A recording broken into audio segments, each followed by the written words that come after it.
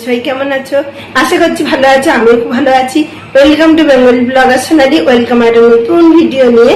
আজকে একটা নতুন রেসিপি বানাচ্ছি, চলো তোমাদের দেখাই। বাজার যেতে পারিনি, ওই ঘরে দেখলাম একটা অনেক দিনের বিট আছে। বিটটা দেখলাম ভালোই আছে।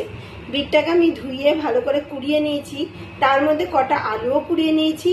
তার মধ্যে আমি দিয়ে দিয়েছি কর্নফ্লাওয়ার আর একটু চালের গুঁড়ো। তার সাথে নিয়েছি জিরে গুঁড়ো, ধনে গুঁড়ো, লঙ্কার গুঁড়ো। এই দিয়ে ভালো করে মেখে নেবো। আর এটা দেখায়, আর একটু খাবার সোডাও নিয়ে নেবো। আর এখানে একটু মশলা নিয়েছি, চাট মশলা টাইপের বানিয়ে নিয়েছি আমি ঘরেই। একটু মৌরি আর একটু পাঁচফোড়নের যে হয় সেটা নিয়েছি, মেথি মেথি আর মৌরি নিয়েছি। দিয়ে ভালো করে কড়াইতে টেলে নিয়েছিলাম, দিয়ে গুঁড়ো করে নিয়েছি শিলে। এর মধ্যে নুনও দিয়ে দিয়েছি, সামান্য একটু চিনিও দিয়ে দিয়েছি। তা চলো ভালো করে মেখে তৈরি করে ফেলি। দেখো এর মধ্যে যে মশলাটা বানিয়েছি সেটাও আমি দিয়ে দিয়েছি। এবার ভালো করে চটকে চটকে আমি মেখে ফেলবো। দেখো বন্ধুরা, সবকিছু উপকরণ দিয়ে ভালো করে মেখে নিয়েছি। মেখে আমি এইরকম ঠিক আকারের বানিয়ে তেলের মধ্যে দিয়ে দিয়েছি, একদম গরম তেল তার মধ্যে দিয়ে দিয়েছি। এবার হতে থাক, ভাজা হয়ে গেলে একে একে উল্টিয়ে দেবো, দিয়ে আবার আর এক পিঠ ভাজবো। ধরা এক পিঠ আমি উল্টিয়ে দিয়েছি, এরকম একটা শিক নিয়ে নিয়েছি, দিয়ে সব উল্টিয়ে উল্টিয়ে দিচ্ছি। আর মচমচে ভাজা হয়ে গেলে তবেই কিন্তু তুলবো। দেখতেই পাচ্ছ কতটা সুন্দর ভাজা হয়েছে। এক পিঠ করে উল্টাচ্ছি, আবারও উল্টিয়ে দিচ্ছি, দিয়ে দুই দিকেই সুন্দরভাবে যাতে ভাজা হয়ে যায়, আর খেতেও যাতে খুব মচমচে হয়। তোমরা এরকম বানিয়ে খাবে, বিট দিয়ে আলু দিয়ে আর এরকম মশলা দিয়ে একটা পকোড়া টাইপের, খেতে কিন্তু অপূর্ব টেস্টি হয়। বিট দিয়ে আলু দিয়ে যে নতুন রেসিপিটা বানাচ্ছি, সেইগুলো হওয়ার সাথে সাথেই ছেলে মেয়ে তিনটে করে খেয়ে নিয়েছে। আর থালা পুরো ফাঁকা করে দিয়েছে। আবারও ভাজা চাপিয়েছি, আর একটুখানি গাছে ভাজলেই হয়ে যাবে। এতটা টেস্টি হয়েছে যে ওরা চেয়ে চেয়েই খেয়ে নিচ্ছে। নতুন রেসিপি বানাইনি, তাই জন্য ভাবলাম আজকে একটা নতুন রেসিপি শেয়ার করি তোমাদের সাথে। দেখো আর কতটা মচমচে হয়েছে বন্ধুরা, তোমরা না খেলে বুঝতে পারবে না। দেখো থালায় রেখেছিলাম, সব শেষ।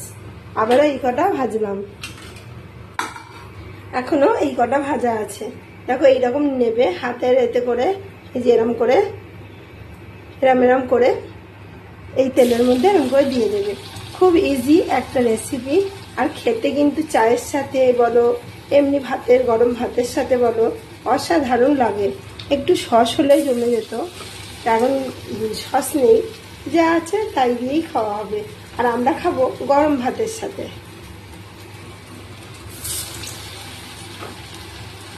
চলো সবগুলো দিয়ে দিই। পকোড়াগুলো করেছি, এগুলো সব ভাজা হয়ে গেছে। ভাজা হয়ে যাওয়ার পর আমি মাছের ডিমের বড়ার ঝোল করছি, মাখা মাখা। সেই জন্য মাছের ডিমও নিয়ে নিয়েছি ভাজা।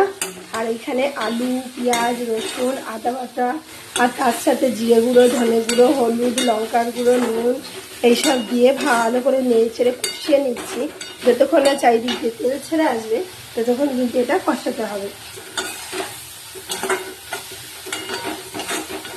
ঘরে যা আছে তাই দিয়ে কিন্তু রেসিপি বানাচ্ছি। ডিম দিয়ে আলু দিয়ে ঝোল আমার হয়ে গেছে, এই পাত্রে ঢেলে নেবো। নিয়ে এবার আমি উচ্ছে আলু চচ্চড়ি চাপাবো। আর একটু ঝোলটা টানবে, তারপরে আমি ঢেলে নেবো, একটু ঝোলঝোলই থাকবে। আর এখানে সর্ষে বেটে নিয়েছি, দেখো সর্ষের মধ্যে হলুদ, নুন দিয়ে দেবো, আর কিছু লাগবে না, সামান্য একটু চিনি উচ্ছে চচ্চড়ি করার জন্য। আর এটা প্রায় হয়ে এসছে, হয়ে গেলে পাত্রে ঢেলে নেবো। উচ্ছে আলু চচ্চড়ি আমার হয়ে গেছে। আর এই আলু চোকলা ভাজা আর এইটুকু পড়ে আছে, এত টেস্টি হয়েছিল, মচমচে। আর এটা তো নতুন রেসিপি। আর এখানে দেখো মাছের ডিমের ঝোলের আর এইটুকু পড়ে আছে, এতটাই ভালো হয়েছিল, সব শেষ হয়ে গেছে। আর এইটুকু দেখতেই পাচ্ছে এতটা অব্দি হয়েছে। তখন যে বললাম কলা পাকেনি, এই দেখো একটা কলা পেকেছে, দেখতে পেয়েছ। আর এইগুলো আবার কবে পাকবে জানি না, এখনো শক্তই রয়েছে, নরম হয়নি। আর রোদে গরমে পেকে যাবে। এটাও পাক ধরে ধরে আসছে, হতেই হয়ে যাবে। রুটিটা হবে, তাহলেই হবে। তা রুটি আর কি দেখাবো। তা বন্ধুরা আজকের মতো ভিডিও আমি এখানেই রাখছি। আমার ভিডিও যদি ভালো লেগে থাকে অবশ্যই চ্যানেলটা সাবস্ক্রাইব করবে, লাইক কমেন্ট শেয়ার করতে ভুলো না।